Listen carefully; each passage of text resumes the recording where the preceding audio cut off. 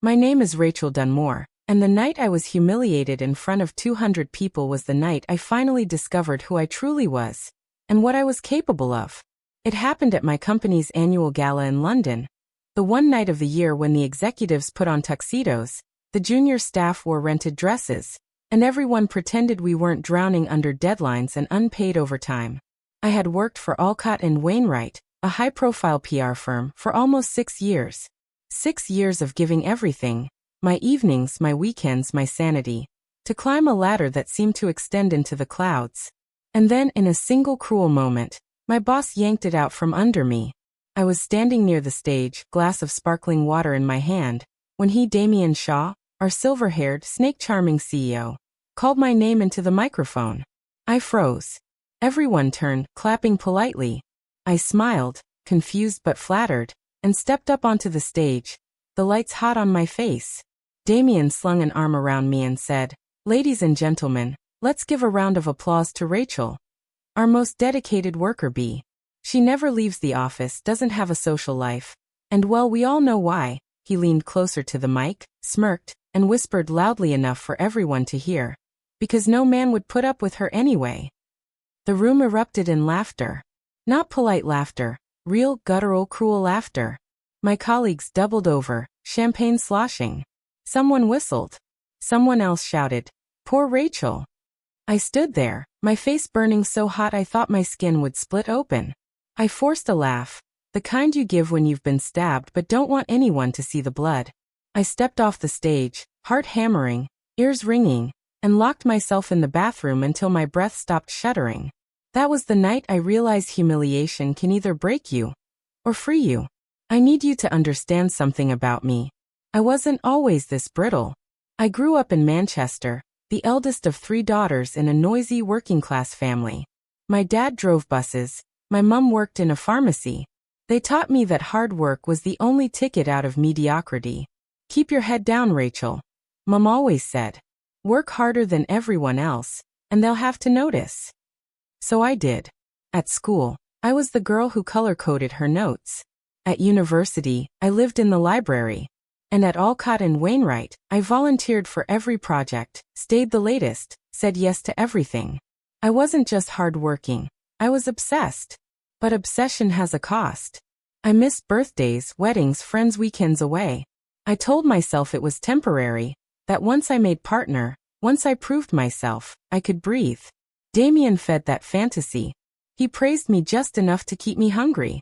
"You've got potential, Rachel," he'd purr. "If you can just toughen up." But when promotions came, they went to others. Men who golfed with him, women who laughed at his jokes. I stayed invisible until he needed someone to exploit. And then came the gala. His joke wasn't spontaneous, I realized that later. It was calculated, sharpened over weeks.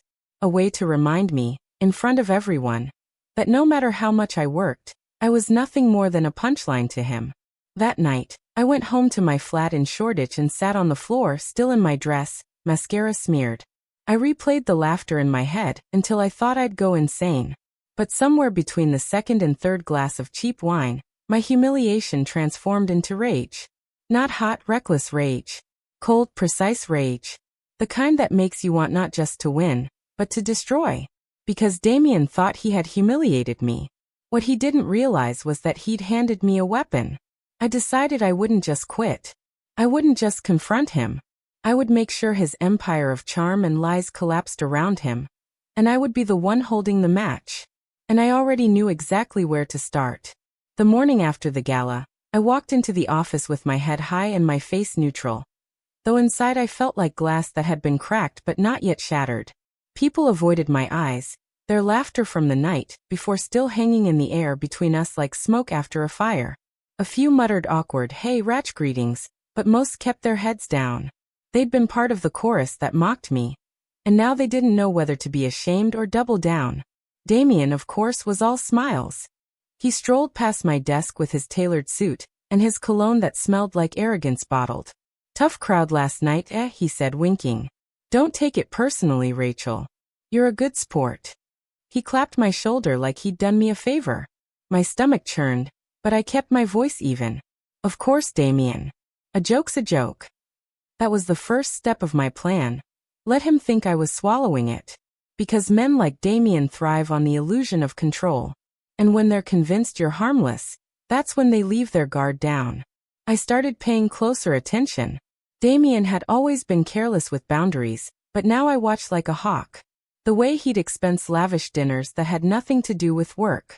The way he flirted with junior staff, sliding a hand too low on the small of their backs. The way he bragged about creative accounting with clients, laughing as if deception were just part of the job. Everyone knew, but no one spoke. They thought that was the price of working in PR, that you smiled, kept secrets, and hoped some of the rot didn't stick to you. But I wasn't going to keep secrets anymore. I bought a small, discreet audio recorder and started carrying it in my bag. In meetings, I'd slip it onto the table. At drinks, I'd leave it running in my coat pocket. I collected hours of Damien's voice. Crude comments about women, admissions of falsifying invoices, jokes about clients he despised but happily overbilled. Piece by piece, I built a portrait of the man behind the charm. The second part of my plan involved allies. I'd been at Alcott and Wainwright long enough to know who else Damien had humiliated, who else had been passed over or pushed out.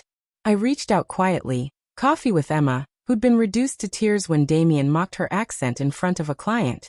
Drinks with James, who lost a promotion after refusing to lie on a financial report. At first they were hesitant, afraid. But when I shared a snippet of my recordings, their eyes widened. He actually said that. Emma whispered, hands trembling around her cup. I thought I was crazy. I thought maybe I overreacted. That was the brilliance of men like Damien. They made you question yourself. But evidence doesn't lie. And soon the others started sharing their own. Emails they'd saved, screenshots of inappropriate messages, expense reports that didn't add up.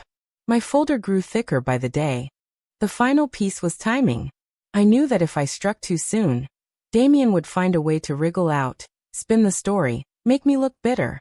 I needed him exposed publicly, in a setting where his mask couldn't hold. And that opportunity came faster than I expected. The quarterly client summit, where all the firm's biggest accounts would gather, investors included. Damien loved the spotlight. He'd be front and center, bragging about our integrity and vision. I could already see it in my head.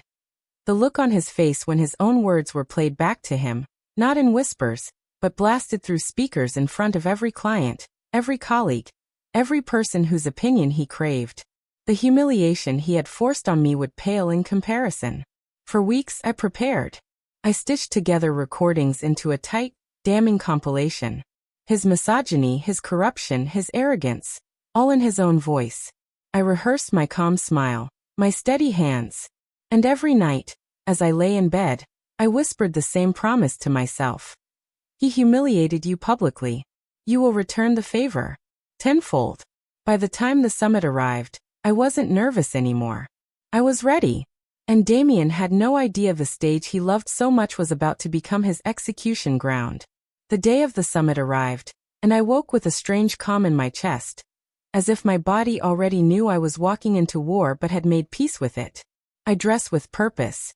A sharp navy suit, hair pinned neatly, makeup just enough to look professional but not flashy. I wanted no distractions. Today wasn't about me. It was about Damien. The venue was a grand hotel ballroom in Mayfair, chandeliers glinting, rows of chairs lined up before the stage. Clients and investors mingled with glasses of champagne, chatting about campaigns and market shares. My colleagues fluttered about nervously, eager to impress, while Damien stood at the center of it all, basking in attention like a sun he thought the world revolved around. He spotted me across the room, smirked, and raised his glass as if to say, "Good girl, still here, still obedient." If only he knew. When the summit began, Damien took the stage with his usual swagger. He cracked jokes, boasted about our stellar year, and tossed compliments to clients that dripped with insincerity. The audience ate it up, just as they always did. I sat in the second row, my hands steady in my lap, the flash drive in my pocket burning like a live coal.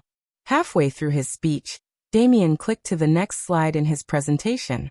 But instead of a glossy chart of rising profits, the screen behind him flickered, and then the first recording played. His voice filled the ballroom, clear and unmistakable. I don't give a damn about half these clients. As long as they keep paying, I'll keep feeding them whatever nonsense they want. Gasps rippled through the audience. Damien froze, eyes darting to the AV table. He stammered, "Sorry, technical glitch." But before he could finish, the next clip rolled. "Rachel? She'll never make partner. Too uptight. Too plain. Clients like a bit of decoration, not a workhorse." A stunned silence, then whispers, eyes swiveling toward me. I didn't move. I just sat there, calm, while Damien's carefully built persona crumbled. More clips followed. His jokes about padding expenses, his crude remarks about female staff, his mocking of clients who thought they were savvy. Each one landed like a hammer. The audience shifted from shock to outrage. Clients muttered angrily, some standing, some pulling out phones to record. Damien's face turned a mottled red. "This is out of context. It's doctored," he shouted, his voice cracking. But the evidence was undeniable, his arrogance pouring from the speakers in his own unmistakable drawl. I stood slowly, my heels clicking on the polished floor. All eyes turned to me. I held up the remote I'd borrowed from the AV booth, the one that had started the playback. My voice was steady, cold. "Context doesn't change the truth, Damien. These are your words. This is who you are." The room erupted. Not in laughter this time, but in chaos. Clients stormed out, furious. My colleagues whispered, horrified, some glaring at Damien, some at me with something like awe. The board members seated at the front looked like they'd swallowed knives. Damien tried to regain control, waving his hands, shouting over the noise. But no one was listening. For once, the stage he loved so much wasn't a pedestal, it was a gallows. I walked out of that ballroom without looking back. Behind me, Damien's voice cracked in desperation, but it was too late. The humiliation he had inflicted on me at the gala had come full circle. Except this time, it wasn't a joke. It was the end of him. And the beginning of me. The fallout was immediate and brutal. By the time I arrived at the office the next morning, Damien's name was already trending online. Several clients had leaked the recordings, and snippets were being shared across LinkedIn, Twitter, even a few news outlets. Headlines screamed, "PR firm CEO mocked clients and staff in leaked audio." I walked through the glass doors of Alcott and Wainwright to find the place in chaos. Assistants whispering in corners, executives pacing with phones pressed to their ears. The board convened in a conference room with blinds hastily drawn. When I passed by, I caught a glimpse of Damien inside, red-faced and sweating, gesturing wildly as if his theatrics could undo his downfall. He saw me through the glass and froze. For the first time in 6 years, he didn't smirk. He didn't wink. He just stared at me with a hatred so sharp it almost made me smile. By noon, the board released a statement. Damien Shaw had been placed on indefinite leave pending an internal investigation. Everyone knew what that meant. His reign was over. Some colleagues avoided me, fearful of being associated with the woman who had pulled the pin. Others approached quietly, slipping me looks of gratitude. Emma whispered, "I can breathe again." James shook my hand firmly. "You did what we all wished we had the courage to do." Their words were a balm, but also a reminder. Humiliation doesn't just free the victim. It frees everyone who was trapped in the shadow of the abuser. But the true reckoning came a week later at an emergency company-wide meeting. The board addressed us, their voices heavy, announcing Damien's resignation, effective immediately. They promised a cultural reset, accountability, transparency. Corporate jargon, yes, but behind it, a current of fear. They'd seen what one determined woman could do when pushed too far. Afterward, I was called into a smaller meeting. The board thanked me for my bravery, but I knew better. This wasn't gratitude, it was damage control. They wanted to make sure I wasn't planning to go further, to torch the entire firm. I let them sweat. Then I smiled politely. All I want is the truth to matter here. If that's possible, maybe the company still has a future. Outside the office, my life shifted too. Friends who had drifted away because I was always too busy with work reached out, saying they'd read the articles, that they were proud of me. My parents, who had worried about me being swallowed whole by that firm, called with voices full of relief. And me? For the first time in years, I wasn't weighed down by shame or exhaustion. I was free. Damien tried to retaliate, of course. He sent threatening emails, hints that he'd expose me for what I really am. But the beauty of public humiliation is this. Once the truth is out, the liar's voice loses power. No one cared what he said anymore. His empire was ashes, and he was just a bitter man choking on the smoke. One evening, weeks after it all ended, I stood on my balcony with a glass of wine, watching the London skyline glitter. I thought back to that gala, to the laughter that had once burned me alive. And I realized something important. Humiliation doesn't always destroy you. Sometimes it frees you. Sometimes it strips you so bare that the only thing left is strength. Damien gave me that night of shame. But I gave him something far worse, an ending he'll never escape. If you enjoyed this revenge story, don't forget to like, subscribe, and comment where you're watching from.